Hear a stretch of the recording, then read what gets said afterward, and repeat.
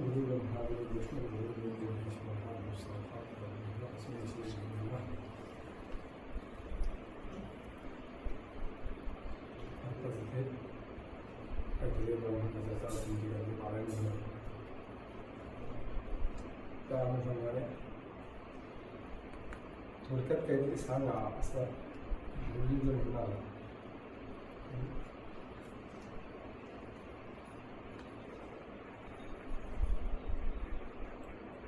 सर्वसाधारण जर विचार केला तर काही गोष्टी दुर्लभ सांगितलेल्या आहेत. त्यामध्ये मनुष्यजन्म दुर्मिळ आहे, तो आपल्या पुण्याने आपला प्राप्त झाला आहे. त्यातही ब्राह्मण तोही त्याच्यापेक्षा दुर्मिळ झालेला आहे, तोही प्राप्त झाला आहे. त्यातही वेदाचा अधिकारी असणारा म्हणजे उपनयन इत्यादी असा पुरुष तोही दुर्मिळ सांगितला आहे, तोही प्राप्त झाला आहे. तसं सगळं होऊन हा सगळा प्राप्त होणार म्हणजे आपली काही पूर्वपिढी नाही, आपल्या आई वडिलांची म्हणा, घराण्याची म्हणा, अशा सगळ्या पुण्यामुळं तिथपर्यंतचा प्रवास झाला. बऱ्याच वेळा तितका प्रवास झाल्यानंतर थांबतो आणि मग वेगळ्या मार्गाला दुसरं शिक्षण म्हणा किंवा साधारण जे काय आपलं स्थान संध्याजिक वेद वगैरे या विषयापासून लांब असा दुसराच प्रवास सुरू होतो. तिथेही आपली पुण्याई मदतीला आली आणि आपण सगळे या मार्गाला आलो. त्यातही पुन्हा अशी अडचण होती की या मार्गाला आल्यानंतर सुद्धा योग्य स्थान मिळणं, म्हणजे ज्या ठिकाणी घरामध्ये नित्य वैष्णव पूजा वगैरे आहे, स्वाध्याय आहे, त्यात पुन्हा वेद आणि शास्त्र दोन्हीचा स्वाध्याय घरामध्ये आहे. हे सगळं म्हणजे आणि पुण्याईचा भाग असं सगळं झालंय. इथे आलं. त्यात पुन्हा असं सगळं असल्यानंतरही आपण अध्ययन करावं आणि अध्यापन करावं यासाठी सतत प्रयत्न करणारे असे गुरुजी, म्हणजे या सगळ्याचा विचार केला तर बरीच काही पुण्याईची जमा आहे. म्हणून इथपर्यंत आपण आणलं की सगळ्यांचं अध्ययन सुरू झालेलं आहे. ज्याचं ज्याचं जे काय कोणी संहिता म्हणा आपण चालू आहे ते तिथपर्यंत आल्यानंतर आता आपली जबाबदारी काय राहते. इतकं सगळं झालंय म्हटल्यानंतर जास्तीत जास्त वेळ हा अध्ययन किंवा नित्य जे आपलं हे आहे, म्हणजे ते काल संध्या म्हणा, काय अधिकारी असेल, रोज नमस्कार घालता बघितलं तेही छान आहे.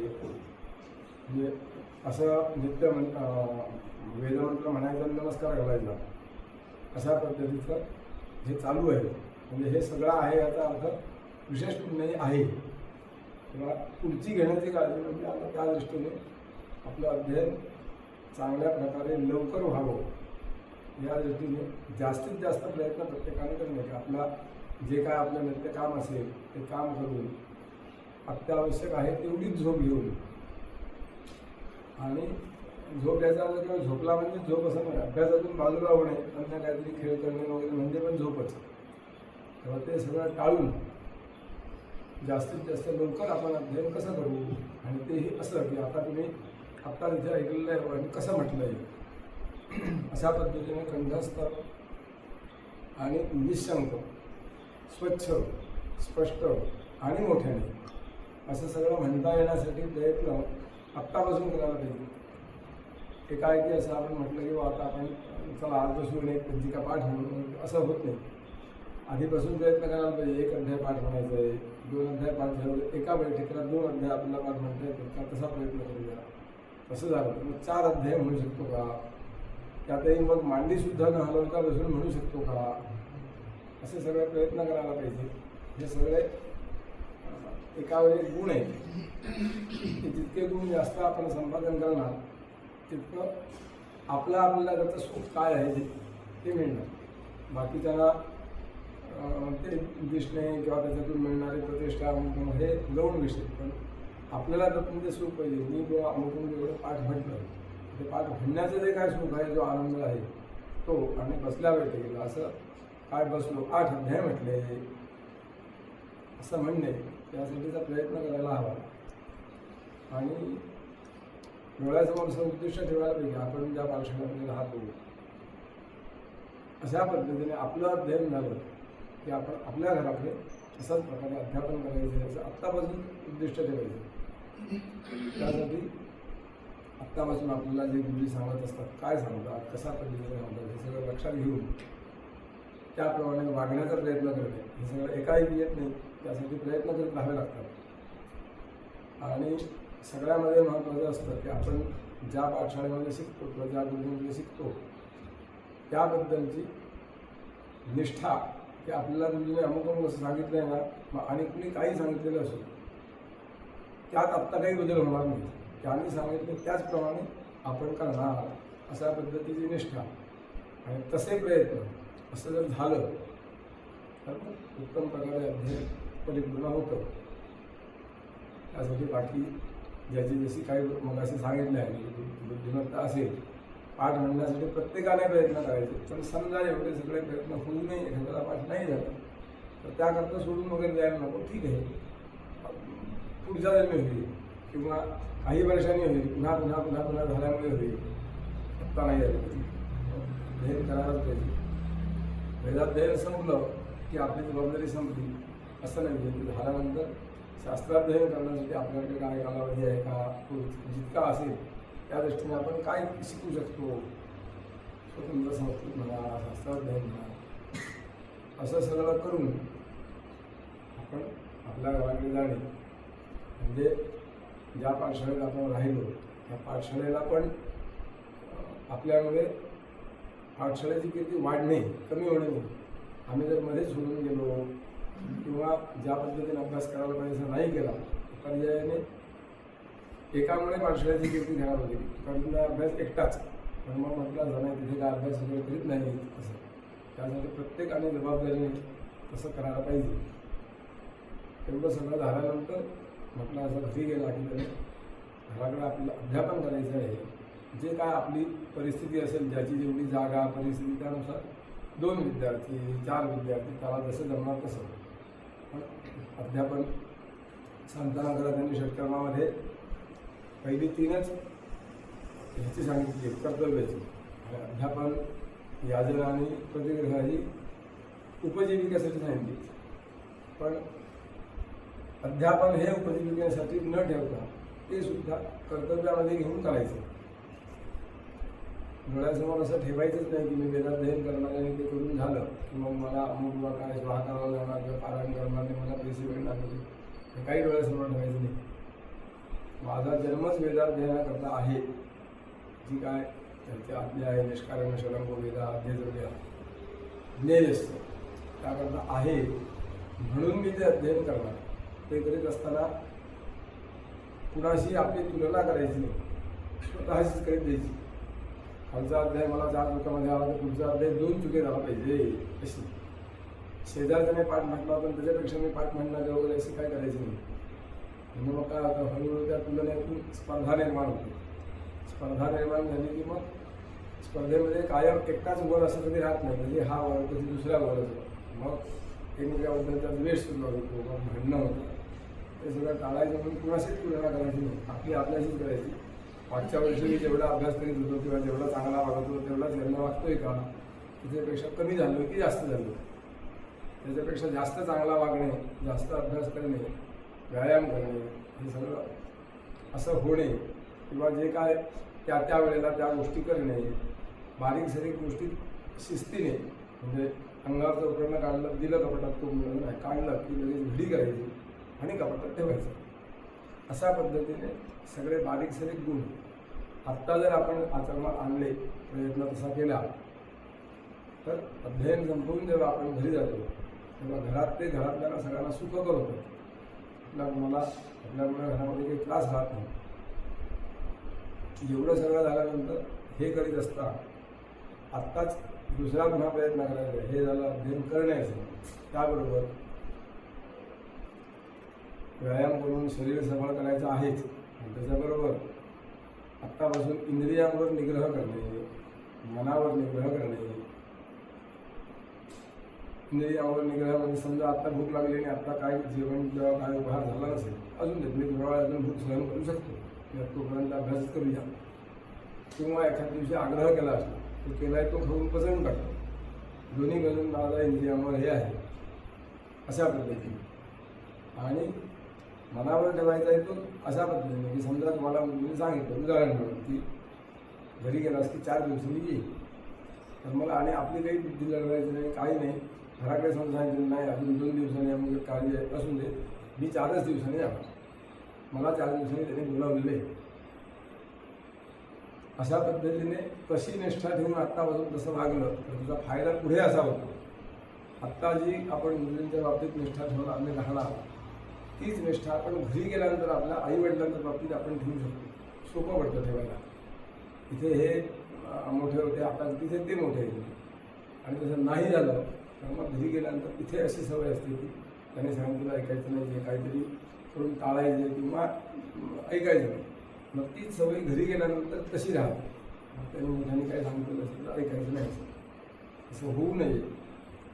सर्वतोपरी आपला उत्कर्ष झाला पाहिजे आणि ज्या करता आहोत असा आपल्याला जो काय मिळालेला देह आहे, हा जन्म किंवा म्हटलं इथपर्यंत जो पण असा आहे, हे सगळं सोन्याची गेलसुनी आहे आणि देवघर झाडण्यासाठी प्रयत्न करायचे. असा नाही केला आणि अवांतर वेळ घालवला, खेळायच्या वेळेला खेळायचंच, म्हणजे खेळायचं नाही वगैरेच नाही, शारीरिक हे म्हणून खेळायचं, भरपूर खेळायचं. पण ते खेळायच्या वेळेला ते झालं की अभ्यासाच्या वेळेला तितक्याच जोमाने अभ्यास करायचा, एकमेकाचा एकमेकांवर परिणाम नाही. आणि अवांतर म्हणजे सर्वसाधारण सध्याचा असलेला आजार की इथे नाही आहे पण घरी गेला की जास्तीत जास्त वेळ मोबाईलवर घालवणार. तर तसं घालवायचं नाही. जे घालवीत नाही त्यांच्याबद्दल माझी काय तक्रार नाही, ते घालवलं ते सत्य कसा घालवायचा त्याचा आपल्याला काय उपयोग नाही. त्याच्यावर किती वेळ आम्ही घालवला, किती खेळ खेळलो किंवा आणि काय काय समजा बातम्या बघितल्या, जगाचं ज्ञान मिळालं, त्याचा आपल्याला आता काही उपयोग नाही आणि फायदा नाही, तो वेळ फुकट गेला. त्यापेक्षा इथून जेव्हा आपण घरी जाणार तेव्हा असं ठरवायचं. समजा मगाशी झाला म्हटलं बाबा सध्या काय झालं तर पदाचे 4 अष्टक झाले म्हणा, मग घरी गेलो तर मी घरच्या देवाला 4 अष्टक ऐकवणार. म्हणजे अभ्यासात खंड पडला नाही. महिनाभर 15 दिवस घरी सुट्टी काढून आल्यानंतर मग अभ्यास नको वाटतो, तो चालू राहिला. आणि तेवढ्या वेळ संपल्यानंतर बाकी आपलं खेळणं वगैरे आहे, फिरणं काय नातेवाईकांना भेटणं हे सगळं होऊ शकतं. अशा पद्धतीने जास्तीत जास्त प्रत्येकाने भरपूर अभ्यास करायचा. त्यातलं सगळं काहीही यासाठी नाही की ते करून ते केलं की मला भरपूर पैसे मिळतील किंवा भरपूर काय कीर्ती मिळेल, मान सन्मान, हे सगळं ह्यासाठी नाही. ते मिळायचं ते मिळणारच आहे, पण उद्दिष्ट ते नाही. उद्दिष्ट मला ज्ञान मिळवायचं, जे काय सांगितलं आहे त्याप्रमाणे अध्येतव्य आणि ज्ञेय असते इथे पोचायचं आहे, या दृष्टीने प्रयत्न.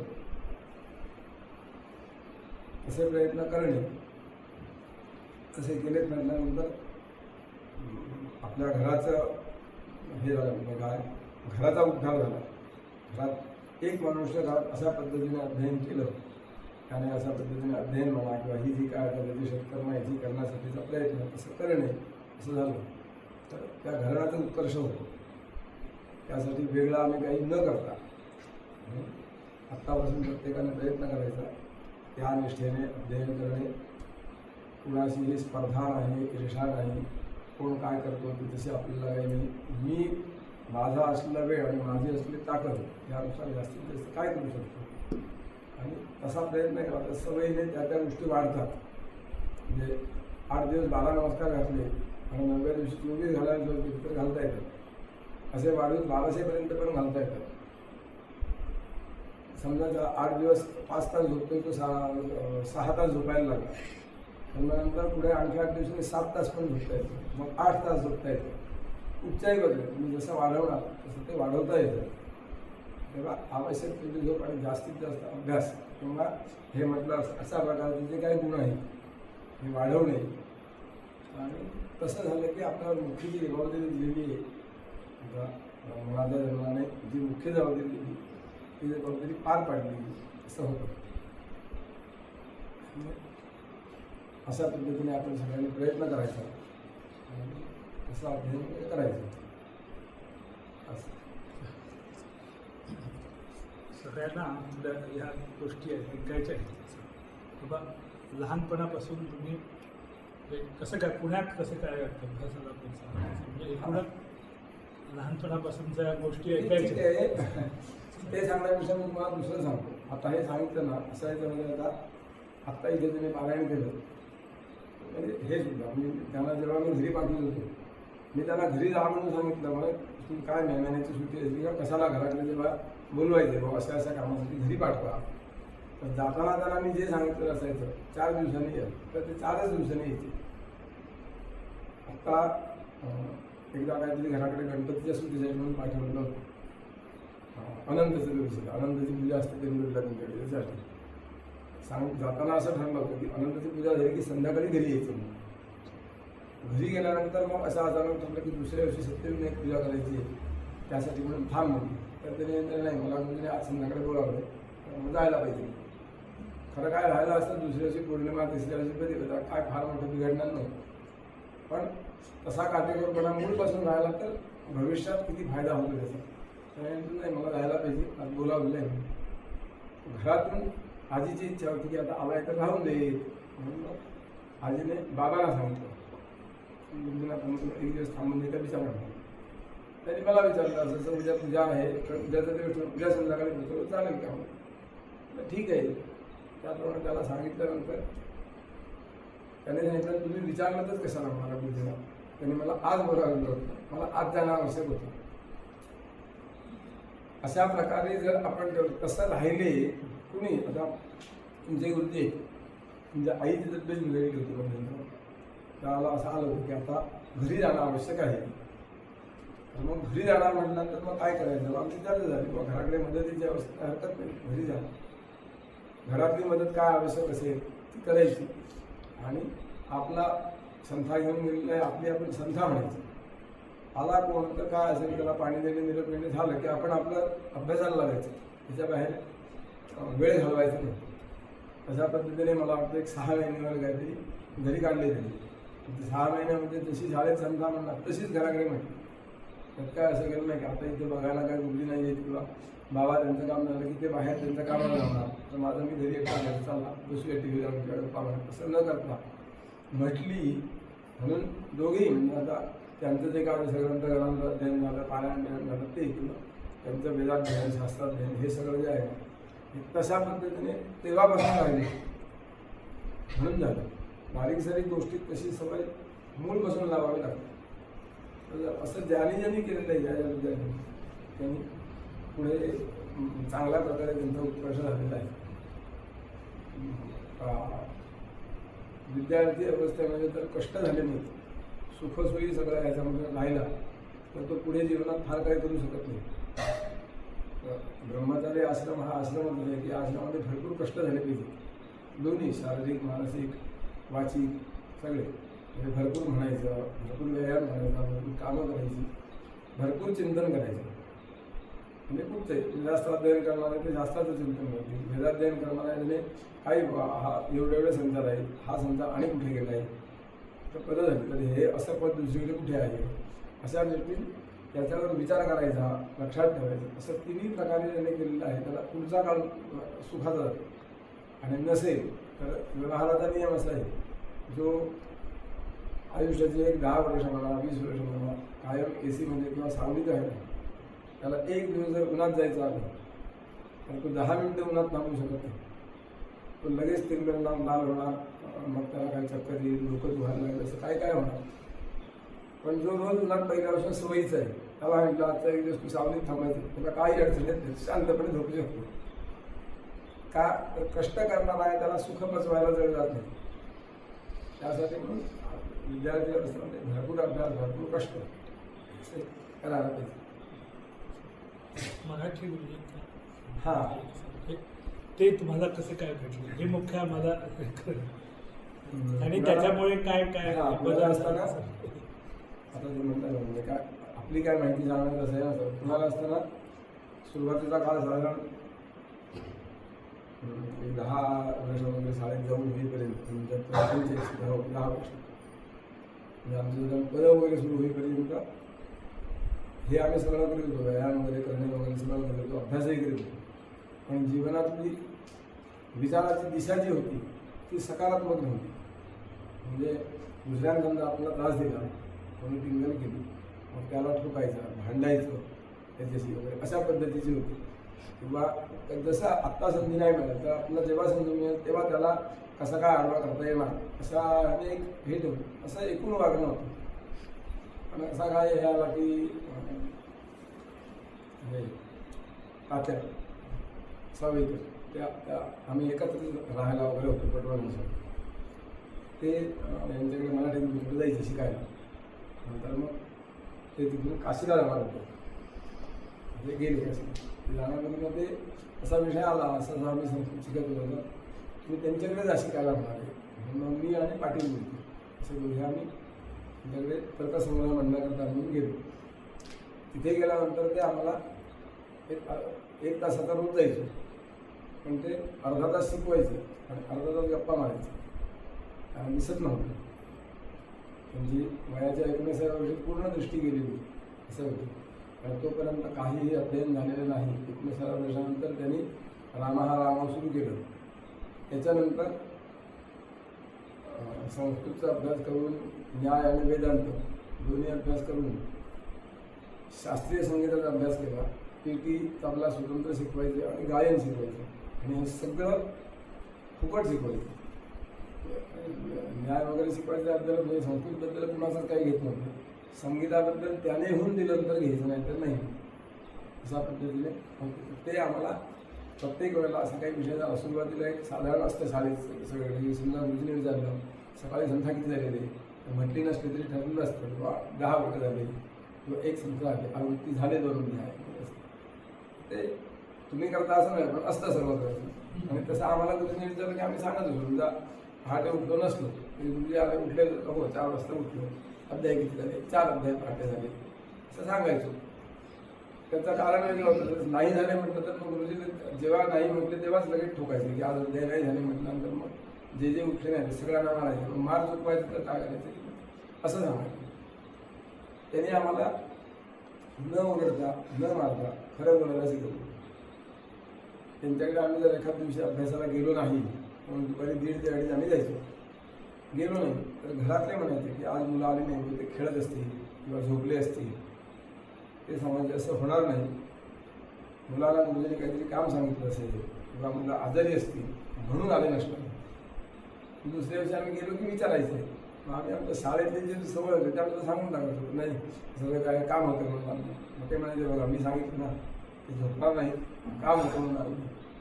असं जेव्हा 2-3 वेळा झालं आणि असं झाल्यानंतर मग आता आम्हाला बाबा हे ओरडत नाही पण आम्ही खोटं बोलतो ते चुकतंय असं झालं. म्हणून मग आम्ही सांगायचो नाही बाबा काल आम्ही झोपलो होतो म्हणून आलो नाही.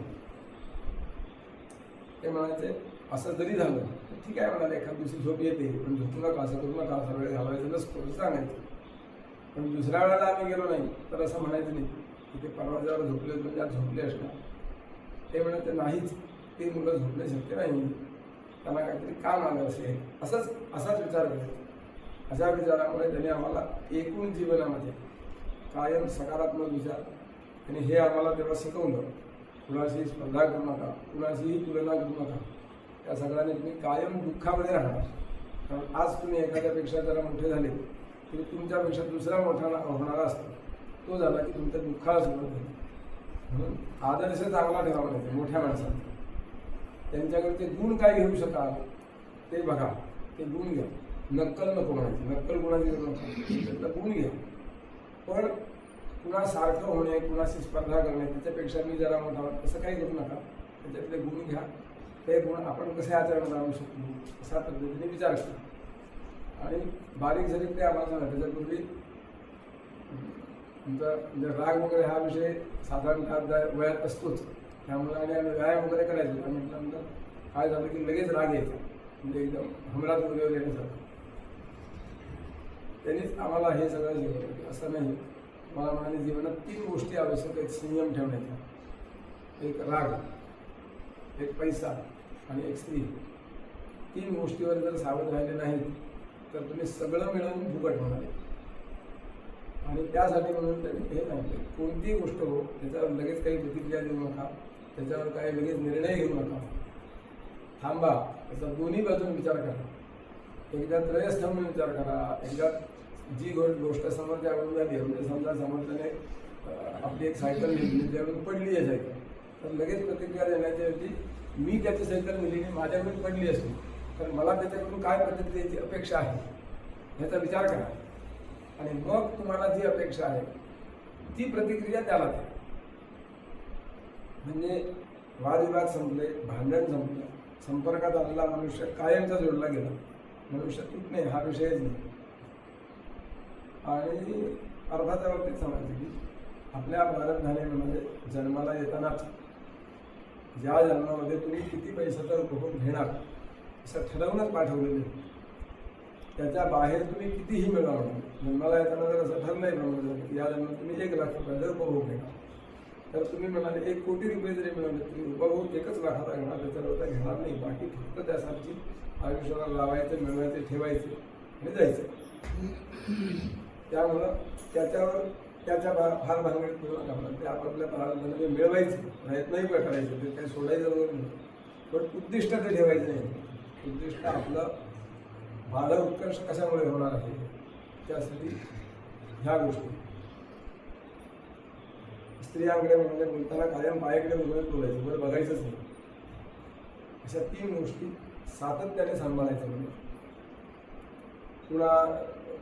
कुणाचे दोष वगैरे याचं फार चिंतन करीत बसायचं नाही.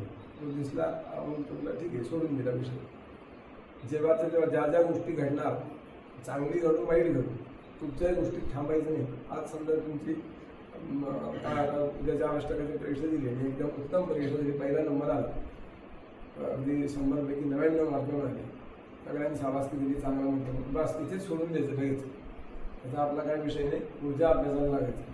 ते जर मनात ठेवून दिला आता मी हुशार झालो, एवढे मार्क मिळाले, पुढच्या विषयी नापास. कारण मग असं होतं आता आपला काय फार मोठं करायला नव्हतं. तसंच उलट जरी झालं की आम्ही सगळे प्रयत्न केले आणि आपल्याला परीक्षेत यश आलं आणि नापास झालो, तेही तिथेच सोडून द्यायचे. ते सुद्धा मनात जर घेऊन बसला की इतके प्रयत्न करू नये, होत नाही, म्हणजे आपल्याला जमणारच नाही, मग ते धरून बसला की मग त्याची प्रगती संपली. त्यामुळं आनंदाचा क्षण असो तर दुःखाचा तो आहे, तो झाला, तिथे सोडून दिलं. आणि आत्ता माझ्या हातात वेळ आहे, त्याच्यात मी काय करू शकतो त्या दृष्टीने सतत कार्य करीत राहायचं. असं करीत राहिल्यानंतर जेव्हा ठराविक एका टप्प्यावर पोचतो, तुम्ही अशा पद्धतीने करता कुठचंही कार्य असो. आपण असं केल्यानंतर 12 वर्ष, 15 वर्ष, 24 वर्ष असं कार्य झाल्यानंतर मग जेव्हा मागे म्हणून बघितलं लक्षात एवढं आपल्याकडून कार्य झालं, आपण कसं काय करू शकतो, असं आपण करूच शकणार नाही, आपली एवढी ताकदच नाही आहे. पण ते सातत्याने करीत राहण्याने त्याचं व्हायचं. ते ह्याचं उदाहरण सांगायचं आम्हाला की न फुटणारा दगड जरी असला तर त्याच्यावर वर्षानुवर्ष जर पाण्याची धार पडत जाईल तर तो दगड फुटतो म्हणा. फक्त त्याच्यात सातत्य पाहिजे. आपले जे प्रयत्न आहेत त्या प्रयत्नामध्ये सातत्य पाहिजे. अशा पद्धतीने प्रत्येक गोष्ट म्हणजे बारीक सारीक गोष्टीत त्या मला असायला पाहिजे की असं ह्या गोष्टीचा विचार करू नका. तुम्ही हा देह मिळाला आहे, हा वेद आहे, हा कल्पवृक्ष आहे, तुम्हाला जे लागणार आहे ते सगळं तुमच्या हिताचं, तुम्ही मागाल ते नाही, हिताचं ते सगळं तू देणार. फक्त तुम्ही त्याची उपासना करा. जे काय तुमचं कर्तव्य आहे, तुम्हाला सांगितलेलं परिषद करणं ही करा. त्याला ते उदाहरण सांगताना असं सांगायचं की एखाद्या घरात एखाद्या आईला 4 मुलगे आहेत समजा, ते म्हणायचे घरात काहीही केलं की आई 4ही मुलांना देते. ती असं करीत नाही की हा एक लडका आहे, ह्याला द्यायला त्याला नको वगैरे. त्यामध्ये म्हणाले 3 मुलं आईचं काहीही न ऐकणारे आणि एकटा मुलगा आईचं ऐकणारं नव्हे, आईला अपेक्षित आहे त्याप्रमाणे वागणार आहे. तर म्हणाले असं होऊ शकेल का की काय जे केलं असेल ते त्या 3 मुलांना दिलं आणि ह्याला दिलं नाही, असं कधीच होणार नाही. का तर तो तिला अपेक्षेप्रमाणे वागणार आहे. त्याप्रमाणे आपल्याला ज्या करता म्हणजे वेदाध्ययन म्हणा म्हटलं ह्या सगळ्या गोष्टी पाठवलं आहे ते जर आम्ही केलं तर श्रुती ही माऊलीच आहे. तिचं जे ऐकत नाही त्या सगळ्यांचं चरितार्थ किंवा सगळं व्यवस्थित ती करते. तर मग ऐकतायत त्यांचं केलं नाही असं होईल का? तसं होणारच नाही म्हणून. त्यामुळं प्रेमात श्रद्धा ठेवा, गुरुवर निष्ठा ठेवा आणि कुठेही जाणार नाही. मला त्याने अशा शब्दात सांगितलं तुम्ही अगदी जंगलात जाऊन बसा आणि तुमचं काम करा. तुम्हाला लोक शोधित तिथे येणार आणि तुम्हाला काय आवश्यक आहे ते पुरवणार. ते शोधित येणार म्हणजे त्यांना काय कळलं नाही. परमेश्वर तशी त्यांना बुद्धी देणार. काही ठिकाणी जा अमका काम करतो, त्याला तो येऊन प्रगट होऊन काय मदत करायला नको. ह्यांना पाठवणार आणि त्याला काय आवश्यक आहे ते सहकार्य करणार आणि ते कार्य करणार. फक्त आवश्यकता याची आहे, आम्ही निष्ठेने ते करणे. ह्याच्यात असं काही बघायचं नाही की आमच्या त्याचं 18व्या वर्षी संपलं, माझे आता 25 वर्ष झाले, माझं संपत नाही किंवा काय त्याने 20व्या वर्षी गाडी घेतली, माझी अजून घेऊन जाईल, असं काय बघायचं नाही. त्याच्या प्रारब्धाने त्याला त्या गोष्टी त्या वयामध्ये मिळणार.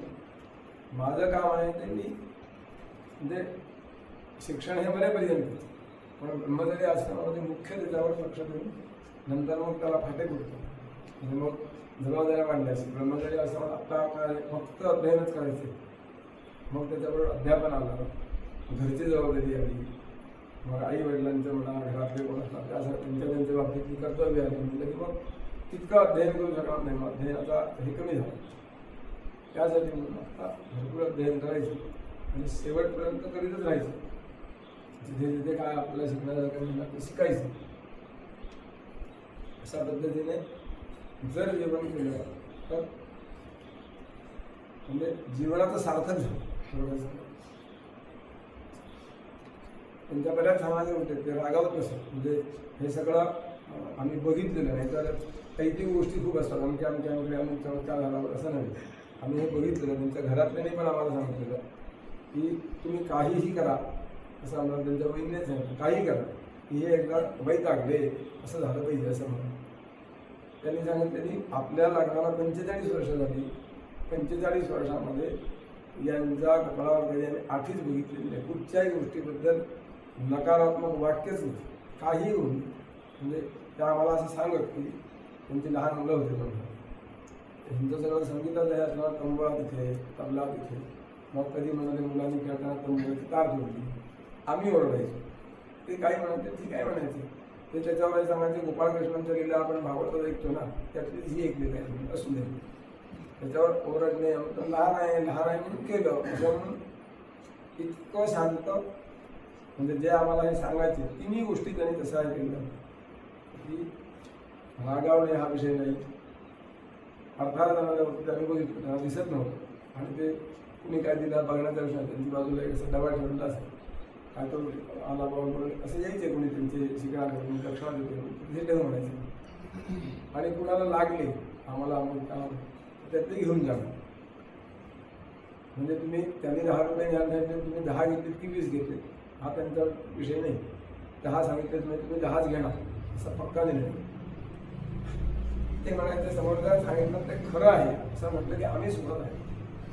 समजा कोणत्याने तुम्हाला विचारलं आज 2 अध्याय झाली का, तुम्ही हो म्हटलं, त्याने विश्वास ठेवला, ते सुखात आहे. नुकसान तुमचं झालं ज्याने म्हटले नाही आणि म्हटलेच नाही तर. पण विश्वास ठेवला नाही तर हा अस्वस्थ राहतो, तो सुखात असतो. खरोखरच केलं नाही की नाही गेलं नाही वगैरे. त्यामुळं हा सुखाचा मार्ग हा एखादा फसवत असेल, आपल्याला कळलं फसवतो, त्याच्यापासून सावध राहा, तर लांब राहा. तरी परत त्याच्यावर विश्वास ठेवून फसा वगैरे असं नाही.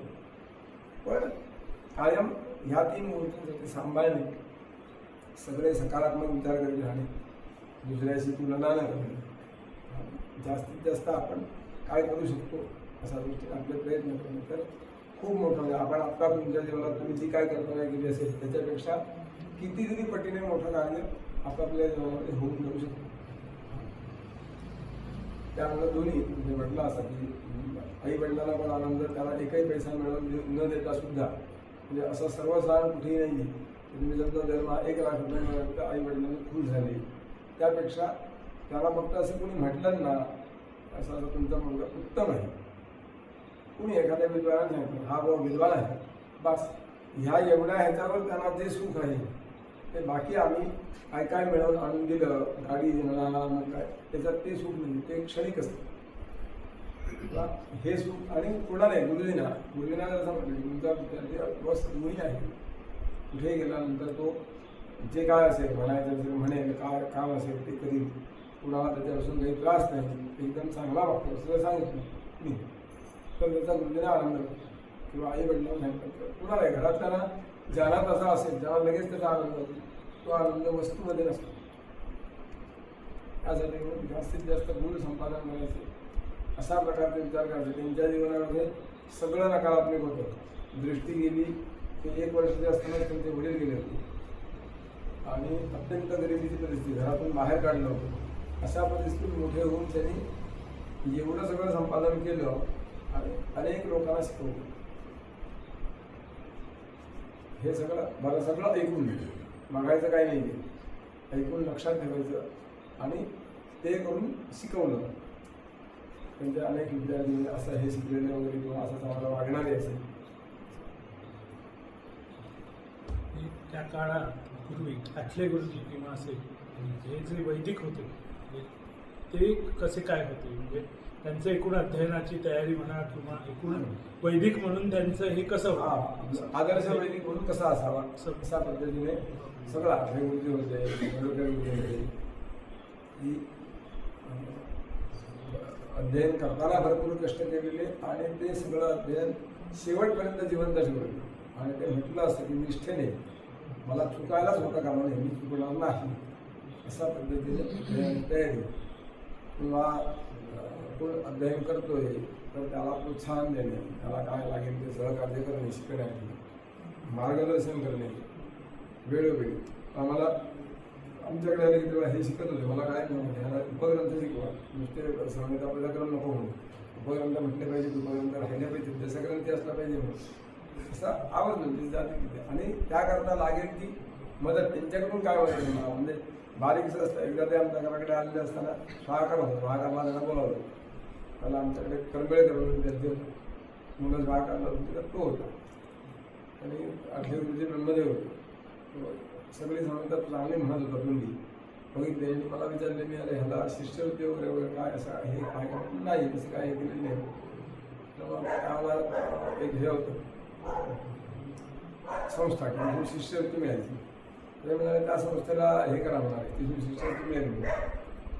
तर म्हटलं ते हे करायला लागतं, पत्र पाठवावं लागतं आणि मग त्याची परीक्षा वगैरे घ्यायला, परीक्षा घेऊन मग आपल्याला नको म्हणाले मला हे ते पत्र दे म्हणाले. त्यांना कागद त्यांनी माझ्याकडून मागून घेतलं आणि त्यांनीच कागद लिहिलं असे त्याची परीक्षा मी घेतली आहे म्हणून. आणि त्याला शिष्यवृत्ती सुरू करा म्हणून तेव्हा 150 रुपये त्याला शिष्यवृत्ती सुरू झाली. म्हणजे असं सहज दुसऱ्याला सहकार्य करणे आणि स्वतः सगळं म्हणजे षडांगास हे सगळं हे कंठस्थ राहणे यासाठी सतत म्हणत असायचं. आठले गुरुजी पण म्हणत जायचे, गुंजाळकर गुरुजी म्हणत जायचे. गुंजाळकर गुरुजींच्या बाबतीत त्याला वेळेस सांगत की त्याला झोप लागली हे ओळखायचं कसं तर पायाचा अंगठा हलायचा बंद झाला की झोप लागली. जाग आली की पायाचा अंगठा हलायचा म्हणजे म्हणायला सुरुवात झाली. उठून तोंड धुवायचे वगैरे हा नंतर होते. जाग आली की म्हणायला सुरुवात करायची आणि झोप लागेपर्यंत म्हणायचं. जाता येता म्हणायचे म्हणून चप्पल वगैरे घालत नसेल, नुसतंच फिरायचं म्हणजे कुठेही म्हणताय अशा पद्धतीने अगदी म्हणजे रक्तात वेदाक्षर भिनलेली अशी म्हणणे इतकं म्हणायचं. आणि ते म्हणत असताना हे काय हे नाही की ते म्हणण्यामुळे मला अमुक पैसे मिळतील किंवा प्रसिद्धी मिळेल हा विषय काही नाही. आपल्याला त्यांचं एक घ्या झालं की आपल्यापर्यंत हे आलेलं आहे, आपण जर संरक्षण केलं नाही तर ते लोप होणार आणि पुढे एखाद्याला म्हणायचं झालं एक पिढीमधली बिन अध्ययनाची गेली आणि जर पुढे जर कोणाला अध्ययन करायचं झालं तर शिकवणार कोण नाही. त्यामुळे आपली जबाबदारी आहे ते मागून चालत आलेलं आहे, आपण त्या जबाबदारीने अध्ययन करणे आणि पुढच्या पिढीकडे सोपवणं म्हणजे आपली जबाबदारी पूर्ण झाली. अर्थात ती पूर्ण झाली म्हणजे एका पुढच्या पिढीला सोपवलं की मी सुटलो असं नाही. मी आहे तोपर्यंत शिकवित राहणे ही जबाबदारी, त्याच्या पुढचे शिकवणं. आणि आता तो काळ कष्टाचाच होता. आठले गुरुजी वगैरे ह्याला सांगलीला शिकायला होते क्रमाचा त्यावेळेला त्यांचं असं सांगत की फक्त काय ती भाकरी आणि भाजी असं जेवण असायचं. तूप बीप वगैरे बघायचं आहे मिळण्याचा विषय नाही. क्रमाचा एक अध्याय जर म्हणून दिला पाठ तर 1 चमचा तूप वाढणार असं हे होतं. त्याच्या मागच्या लोकांना तूप वगैरे नाही. क्रमापर्यंत त्याचा काय विषय नाही, फक्त अध्ययन करायचं. क्रमात क्रम ज्याचा सुरू झाला क्रमाचा अध्याय म्हटलं की पण तो अध्याय म्हणून दिला की वाढतो अशा पद्धतीने केलं. त्या दृष्टीने विचार करायला आपल्याला सगळं एकदम म्हणजे तसं म्हटलं तर आम्ही राजेशाही याचं आहोत त्या तुलनेत जर अठ्ठावी गुरुजी रत्नागिरीतून पुण्याला घरातून प्रेशर येण्याकरता चालत गेले रत्नागिरी. आता आपल्याला असं काही नाही, आम्ही इथे गाडीत बसणार तिथे उतरणार, इतका सुखाचं सगळं आहे. त्यामुळं ते सुख आड यायला न देता अध्ययन आपलं झालं पाहिजे.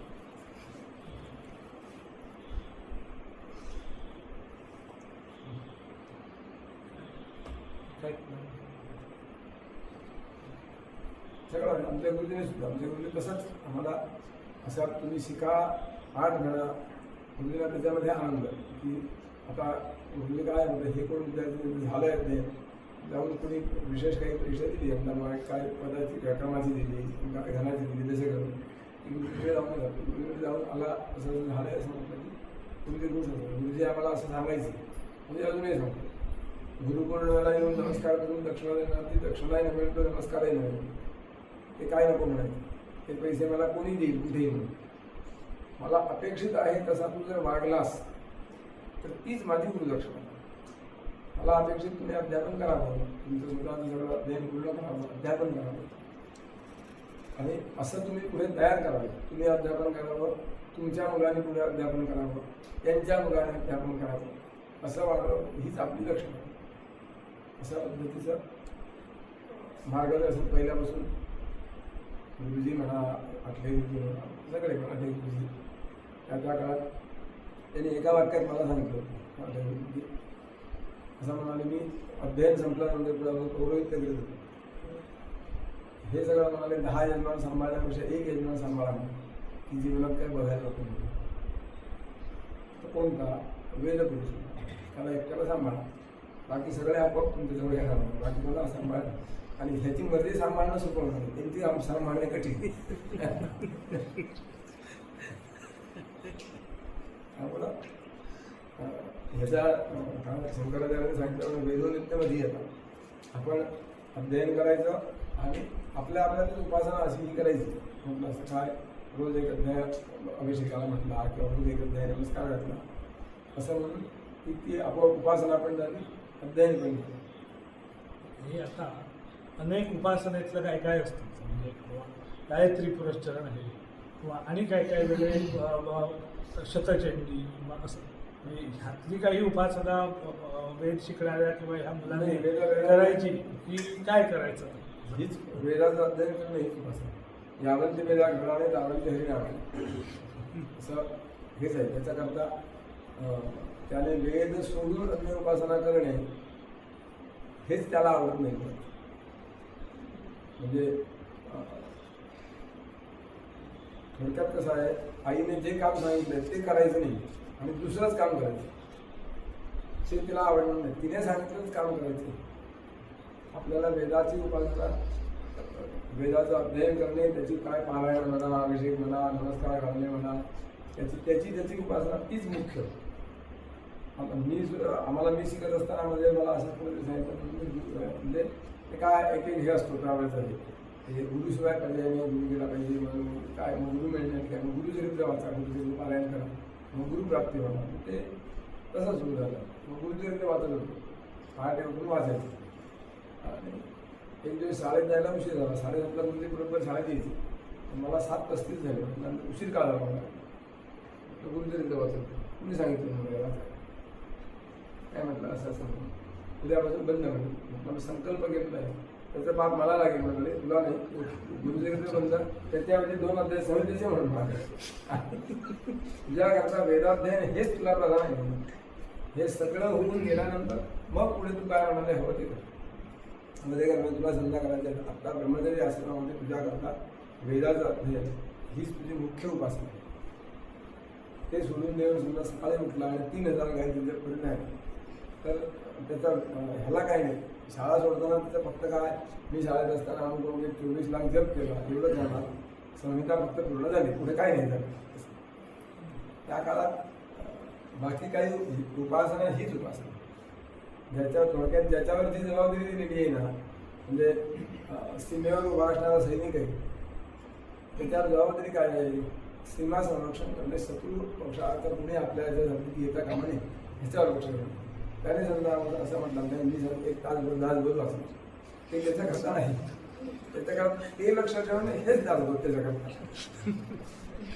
ते केलं की हे त्याला फळ त्याला तेच आहे ह्याच्याकडे युद्धात मारला गेलेला सैनिक आणि संन्यासी दोघांना एकच गती सांगितलेली कार्य दोघांचं वेगळं असलं तरी ज्याच्यावर जी जबाबदारी आहे तीच जबाबदारी त्याने केली आपल्याला जबाबदारी देताना षडांगोवेला अभ्यास नाही असते त्यामुळं वेदांत शास्त्रांचं अध्ययन करायचं जाणून घ्यायचं म्हणजे त्यातला ती पण एक मेक आहे जाणून घ्यायचं म्हणजे तुम्ही संस्कृत शिकलेत आणि त्याचा अर्थ समजला तुम्हाला गायत्री म्हणता समजा अर्थ समजला किंवा असं आहे काय माझी धर्मबुद्धी होऊन दे की संपलं असं नाही जाणून घ्यायचं म्हणजे त्याची उपासना करायची आणि उपासना केल्यानंतर आतून ज्ञान प्रगट होणार मग समजलं त्याची काय वेदाची पारायण करा अभिषेक करा नमस्कार घाला अर्चन करा अनेक प्रकारे आहे ती उपासना करणे त्या उपासनेने किंवा त्या कामासाठी ती उपासना सांगितलेली आहे कशासाठी काय करा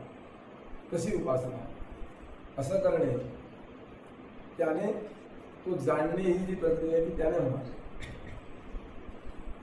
केवळ अर्ध करणे असं नाही म्हणजे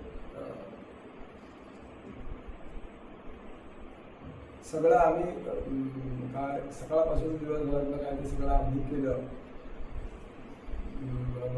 काय परांना घ्यायचं नाही सोहळ्यात जायचं सगळं केलं पण आम्हाला साधा जर असा हे नसला की घरात आई एकटीच काम करते आणि मी नुसता बाहेर जायचं डोळा देखून डोळत पडलो तर आईला आम्ही मदत केली पाहिजे हे जर कळलं नाही आणि त्याप्रमाणे मी केलं नाही तर मग हे सगळं केलं ह्याचा काय फारसा उपयोग आहे कळायला ते पाहिजे जे दुःख मला आहे तेच दुःख समोरच्याला आहे मला भूक लागली की मला खायला लागतं तसंच समोरच्याला लागतं त्यामुळं काही म्हणजे बारीक सारीक गोष्टींचा माझ्या हातात लाडू पडला की लगेच मीच खायचं नाही माझ्या बरोबर त्याने मिळालंय का नाही मग त्याला पण द्यायला पाहिजे तो काय समजा 4 जण असतो एक जो एक तुकडा घेऊन असं कळायला लागणे म्हणजे त्यातलं जाणणे ह्याला येणार नाही तर फक्त आपण म्हणजे शब्दशहावरचे अर्थ कळले पण आत काही बदल काही झाला नाही असं नाही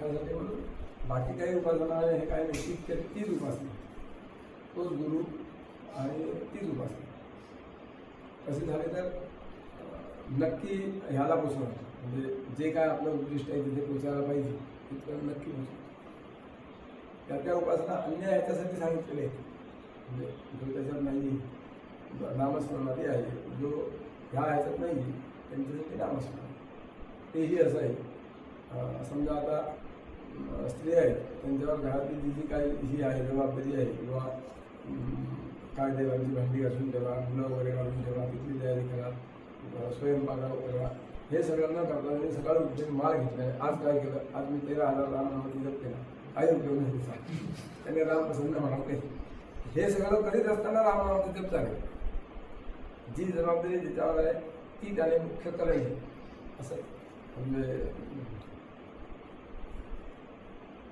स्वे कर्मण्य भेटत संसिद्धी जवळ हा ज्याच्यावर जे कर्म त्याला जन्माने दिलेलं आहे ते कर्म त्याने परमेश्वराची सेवा म्हणून करायचं बस ती परमेश्वराची सेवा झाली उपासना तपस्या तीच तपस्या वेगळी तपस्या नाही ह्याच्यामध्ये एक म्हणजे सगळ्यांना माहिती असेल गोष्ट आहे गुरुतीर्थ झालेली म्हणजे तपस्येला बसला मनुष्य 12 वर्ष तपस्या घेऊन झाली आता भिक्षेला जाऊया म्हणून बाहेर पडला आणि गुरुने एक घार त्याच्या अंगावर घालीने विष्ठा टाकली ती त्याच्यावरून टाकली नव्हती गुरुने तिला विष्ठा टाकली त्याच्या अंगावर पडली मला राग आला म्हणून वर बघितल्यानंतर ते घार लगेच जळून खाली पडली त्यामुळे आपलं काय तपस्येचं सामर्थ्य आहे म्हणून त्याचं त्याला हे झालं आपण एवढे तपस्वी आहोत तिथून तो भिक्षा मागायला गेला तो ज्या घराशी पहिला गेला त्या घरात ती स्त्री आपल्या पतीचे पाय झेपली तो आजारी होता तिथे काही पाय झेपणे म्हणून डोके झेपणे काय ती करली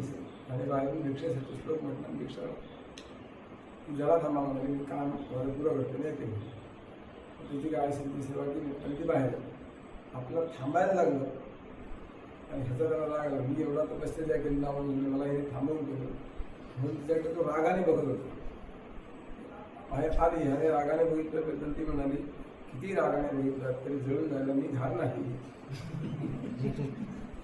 बस त्याचा सगळा एकदम अहंकार खाली आला का, तर घार जळून गेली हे फक्त त्यालाच माहिती होतं, तिथे आणि कोण नव्हतं. तिथूनच इथे आला आणि हिला कसं काय चिंतव, मग म्हणाला हे तुम्हाला कसं कळलं. ते म्हणाले तुला गावाचा बाई असा असा म्हणजे खाटी घे त्याच्याकडे जा, तो सांगितलं म्हणून तिकडे पाठवला.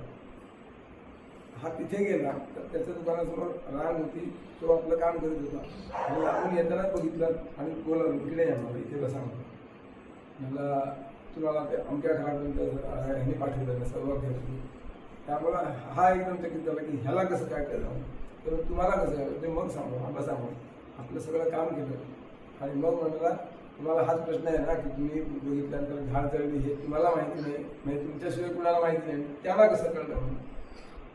मग तो आणखी चकित झाला की हे तुम्हाला कसं कळलं. तो म्हणाला की त्याचं मूळ हे आहे की आपलं जे कर्म आहे तेच कर्म, मी माझं कर्म परमेश्वराची सेवा म्हणून करतो. त्यामुळे जे तपस्येने तुम्हाला ज्ञान प्राप्त झालेलं आहे तेच ज्ञान किंवा त्यापेक्षा ज्ञान हे कर्म करण्याने मला प्राप्त होणं हे झाले. त्यासाठी वेगळं काय करायचं, आपली जर म्हणजे अध्यापन उपासना अशा पद्धतीने थोडक्यात म्हणजे षटकर्म अध्ययन अध्यापन यजन यजन दान दधी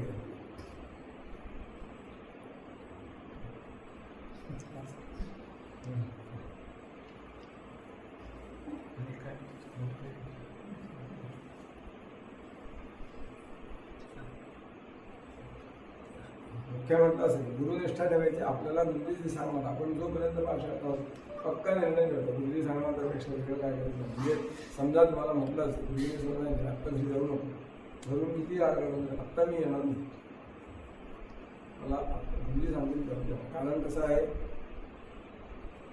आई वडिलांना मुलाचं हित कळत नाही असा विषय नसतो, पण गुरुजींना त्याच्या अभ्यासाबद्दल जेवढं करणार, गुरुजींचा त्याच्या सहवासात आपण राहिल्यानंतर कोणाकोणाची काय क्षमता आहे हे त्यांना माहिती असतं. त्यानुसार कोणाला किती अभ्यास करायला लावला पाहिजे, कुणाला काय करायला लावलं पाहिजे हे सगळं ते ठरवीत असतं.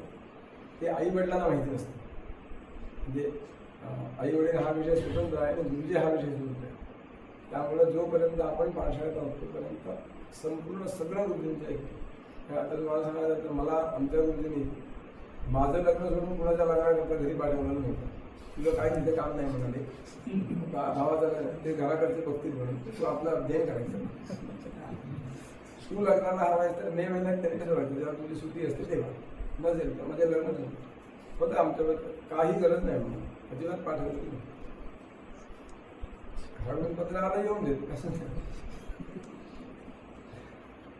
त्यामुळं ते लक्षात ठेवायचं. तसं जर झालं तर पुढचा सगळा मार्ग सुलभ होतो.